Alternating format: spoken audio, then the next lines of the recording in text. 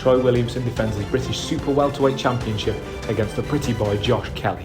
Who wins? Find out Friday, December the 2nd, 9 p.m, live and free on Channel 5. I'm going to share something with you. That might put me in a very negative light, yeah. Relationships are not my forte. See if someone grabbed up my wife or something. Completely different ballgame. I'll walk away from it, and this has been like a therapy session.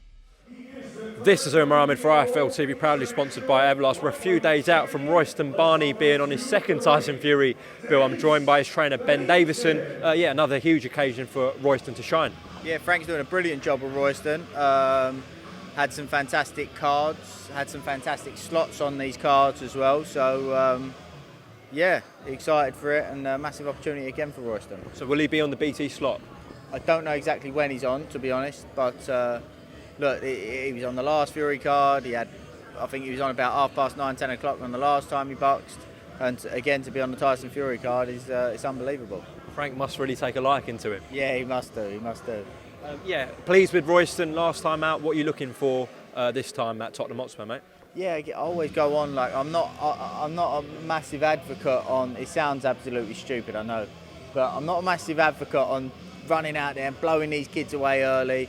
But it's the manner in which it's done. And the last time Royston boxed, it was in a composed manner. That he hurt the kid early, almost got a little bit excited, settled himself back down, and set it up in the way that we wanted him to set it up, and found the finishing shot. So, yeah, I was over the moon with that last performance. Let's just quickly reflect on the weekend. Obviously, had Mark Dickinson and Pat McCormack out. Let's start with Pat. I saw his interview with Matchroom. Very frustrated with his opponent on the night. How did you assess things? Yeah, the lad didn't come to engage too much. There was an element also of Pat wanting to impress, and but again, I don't mind that, because it's a lesson. Look, you need to be settled. You need to be relaxed.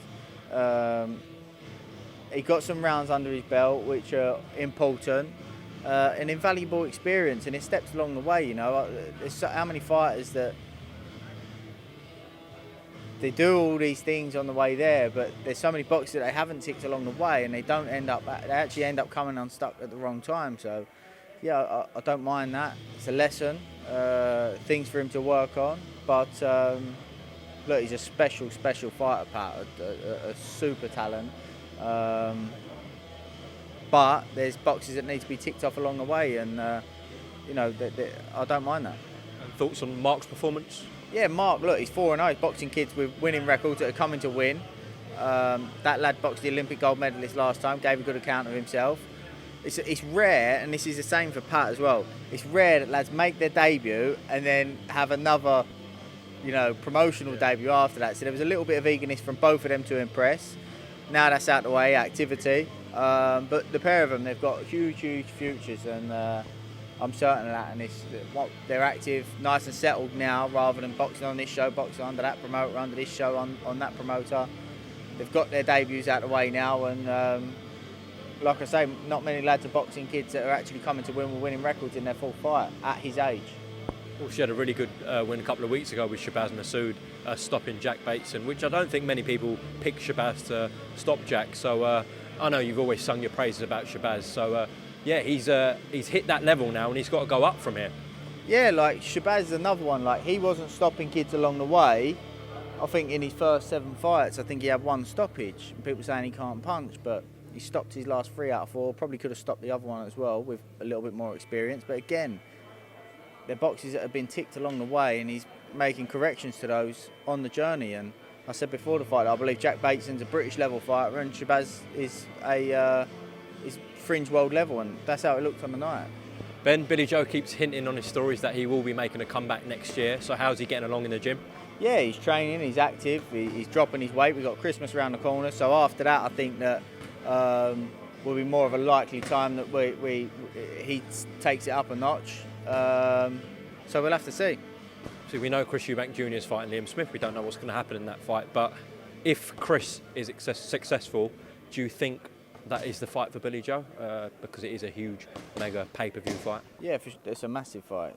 It's a huge fight. I think that Billy Joe will probably have a tick over in the meantime, get himself back active along the way, and then look for EUBANK if he comes through Liam Smith after that. Look forward to it. Just quickly get your thoughts on Fury Chisora 3, Ben. a lot of backlash, obviously, about it. What are your honest opinions about it? Yeah, I just think it was the way that it was put out there. I think it was almost it was taken as if we're not getting Usyk, we're not getting Joshua, we're only just now we're getting Chisora. No, the reality is we'll probably fight Usyk February, March time. He's going to tick over in between with Chisora. That is the reality of it. And I think when you look at it like that, it's understandable. He wants to keep himself active, wants to box before the year's out, and he'll be boxing Usyk February, March. Who would you like to see Anthony Joshua box next? I've done a couple of interviews the other day, and I was saying that it's rare that a fighter of that level gets an opportunity to go away and work on his craft and have a couple of fights to practice some things. Very, very rare, and he's a studious kind of guy, so I think that he'll still be developing as a fighter. So personally, I think it's a great opportunity for him to go away, have a couple of fights where he can just practice a few things before getting back into the top 3, top 2 mix and having the fight with Tyson or a rematch with Usyk or whatever.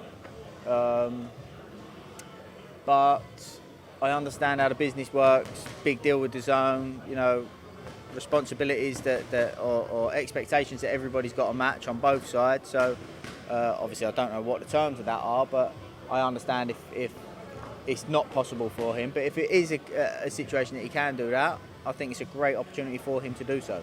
What's your opinion about him saying he wants to try out things with multiple trainers and not settle down with one trainer for the moment? Well, it goes back to the point I've been making and saying that he's a studious kind of guy. The reality is, yeah, Tyson's done that over a 10, 12, 13-year stretch. Joshua's been with the GB setup, Rob McCracken, had a couple of other trainers in the last few years. I know that he went around America and saw a few different trainers, and this is an opportunity for him to just gain a few different views and see how other people look at the sport and approach preparation and things like that. So again, while he's got this luxury, I don't see what the problem is. What if he wanted your help? Then look, I helped Fabio out the other day. Rob's obviously his trainer, but I helped him out. He's a studious kind of guy, wants to learn, eager. Like, this is my passion, this is what I do. So, you know, when people have that approach and committed, I'm happy to help people out. You'd welcome that, yeah? If he asked me of my opinion, I'd share my opinion, yeah, of course. Just reminded me there, actually, fantastic win for Fabio Wardley. Of course, you were in the corner helping his trainer, head coach Rob. Yeah, I mean, what a fight that was. And obviously Nathan started really well, but yeah, Fabio proved a lot of people wrong, I think. Yeah, I mean, I'll be completely honest. I think that I know Fabio was probably I think, the betting favourite, but I'd probably say that Nathan probably should have been the betting favourite. But again, Fabio's a studious kind of guy. You know, really committed, dedicated. That says all that in the fact that he had 3 white-collar fights and has been able to do what he's done. That tag now needs to leave him.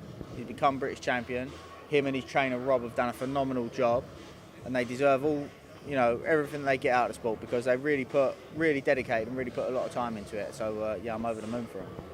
So congratulations on the win with Mark, Pat, and obviously Fabio helping them out in the corner. And best of luck with Royston at Tottenham Hotspur this Saturday night, live on BT Sport Box Office. And we'll speak with you soon, Ben. Thank you very much. No problem, mate. Thank you.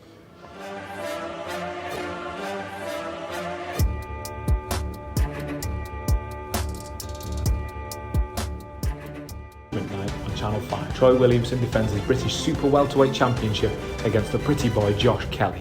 Who wins? Find out Friday, December the 2nd, 9 p.m, live and free on Channel 5. I'm going to share something with you that might put me in a very negative light, yeah. Relationships are not my forte. See if someone grabbed up my wife or something. Completely different ballgame. I'll walk away from it, and this has been like a therapy session.